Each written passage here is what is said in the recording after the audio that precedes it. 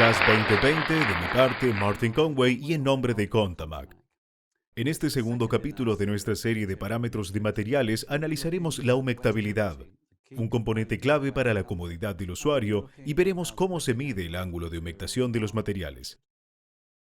La humectabilidad de las lentes de contacto es un componente crucial en la comodidad del usuario de lentes de contacto. Una superficie húmeda permitirá que los párpados se deslicen suavemente sobre la superficie de la lente sin irritar la parte inferior de los párpados.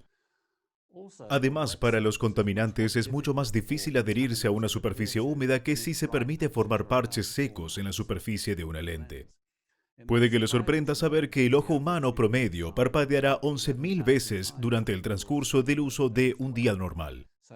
Por lo tanto, es fundamental que mantengamos esa superficie lo más limpia, húmeda y lubricada posible. Medimos la humectabilidad en términos de ángulo de humectación. Existen varios métodos para hacerlo, se aceptan tres en la industria de las lentes de contacto: Wilhelm Plate, Captive Bubble y Sessile Drop. Sería bastante confuso explicar las tres en su totalidad. Es así que lo que hemos decidido explicar hoy en detalle es cómo realizamos la prueba de Sessile Drop o gota de Sessile y cómo hacemos las mediciones y qué importancia tienen esas mediciones en la comodidad del usuario y su elección del material. El método de la gota de Sessile consiste en colocar una gota medida de agua sobre la superficie pulida del material a medir.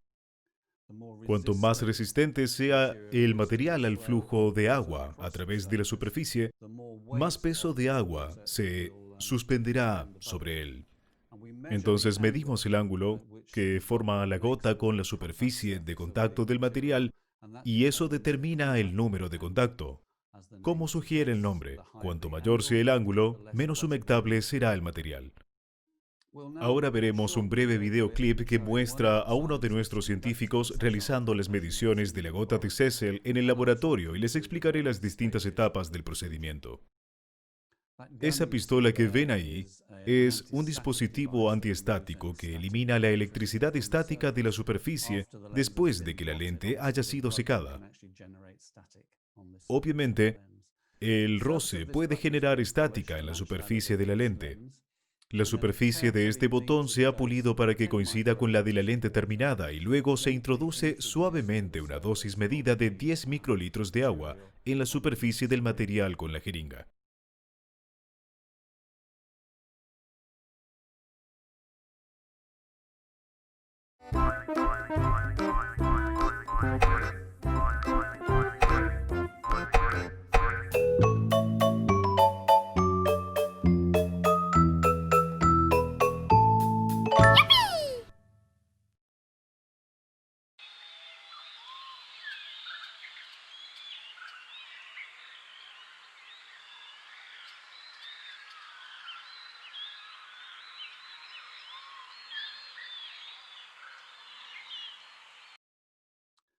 Hay una fuente de luz que se puede ver allí a la derecha, que brillará a través de la muestra y la imagen será captada por una cámara de alta velocidad que está a su izquierda.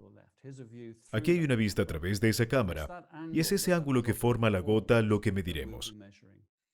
Aquí podemos ver esa imagen guardada en la computadora,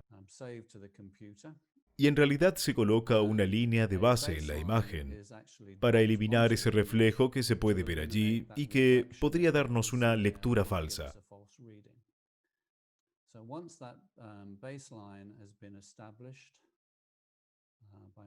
Entonces, una vez que se ha establecido esa línea de base, moviendo el cursor, la computadora superpondrá un círculo para que coincida con el de la muestra y luego se puede medir el ángulo de contacto contra la tangente a ese punto de contacto y la línea de base. Ahora, hay dos medidas que hacemos para la técnica de la gota de Sessile. Una se llama ángulo de avance y el otro es el ángulo de retroceso, que veremos en uso ahora. El ángulo de avance se mide a medida que la gota se introduce en la lente y se expande sobre la superficie. Y eso realmente nos da una idea de cómo se comportará ese material cuando el párpado pase sobre él para establecer una película lagrimal en la superficie de la lente. Podemos ver que la gota crece y luego se retira y se expande. Y se puede ver que el ángulo de contacto entre la gota y la superficie cambia con cada uno de los movimientos. Entonces, como dije antes, el ángulo de avance indicará con qué facilidad se mojará la superficie a medida que el parpadeo pase a través de ella. El ángulo de retroceso también es importante porque nos da una indicación de cuán estable será la película lagrimal después del parpadeo. Entonces, hemos cubierto la medición del ángulo de humectación, el ángulo de contacto, utilizando el método de la gota de sesile. ¿Y qué más podemos decir sobre las características de la superficie de un material GP? Bueno, hay otra complicación. En la medida en que también medimos la lente en su forma seca y también después de remojarla durante 7 a 10 días. ¿Qué diferencia puede hacer eso? Una lente es inerte, realmente no cambia, pero ese no es el caso. Si miramos la diapositiva a continuación, podemos ver que un material GP moderno contendrá hasta 10 o más monómeros diferentes. Algunos de esos monómeros serán hidrófilos o atraerán agua. Algunos serán hidrófobos, como la silicona que repelerá el agua de la superficie. Entonces, cuando se hace la lente por primera vez, la superficie contendrá una mezcla de materiales hidrófobos e hidrófilos, y esta combinación afectará el ángulo de humectación. Lo que podría parecer una superficie inerte, estable, es de hecho muy activa a nivel molecular. Y si ese material ahora se empapa en un líquido, lo que sucederá es que las especies hidrófobas, las partes hidrófobas de la estructura, se alejarán de la superficie y lo hidrófilo será atraído hacia la superficie. Ahora bien, este proceso puede tardar hasta 7 días o más, y eso porque siempre tomamos dos medidas, una medida empapada y otra seca, y hay una gran diferencia en las medidas que obtenemos. Ahora, en la siguiente diapositiva, lo que podemos ver es la gran diferencia en el ángulo de humectación que se produce durante un periodo de 7 días. Pueden ver que la mayor parte del cambio se produce en las primeras 48 horas, que coincidentemente es el tiempo que tarda el laboratorio en enviarles las lentes. Y así, si las lentes llegan en una solución humectante, pueden estar seguros de que la mayor parte de ese cambio, ese acondicionamiento, ya se ha producido. De lo contrario, se recomienda poner las lentes en remojo antes de que el paciente las recoja. Si esto no se hace, verán que el paciente se quejará, especialmente si se trata de una lente de reemplazo, de que la lente no se siente tan bien como su lente anterior, o incluso puede requerir una limpieza adicional durante esa primera semana, ya que la superficie está más seca y tenderá a atraer más depósitos. Entonces, este proceso de acondicionamiento es esencial y pueden ver allí la diferencia en los ángulos de humectación, diferencias importantes que tienden a ocurrir después de 7 días aproximadamente. Ahora bien, esto ocurre con todos los materiales del fabricante, por lo que no es particular de un tipo de material o de un fabricante en particular. Entonces, como pueden ver, aunque toma 7 días, la mayoría del cambio ocurre después de las primeras 48 horas.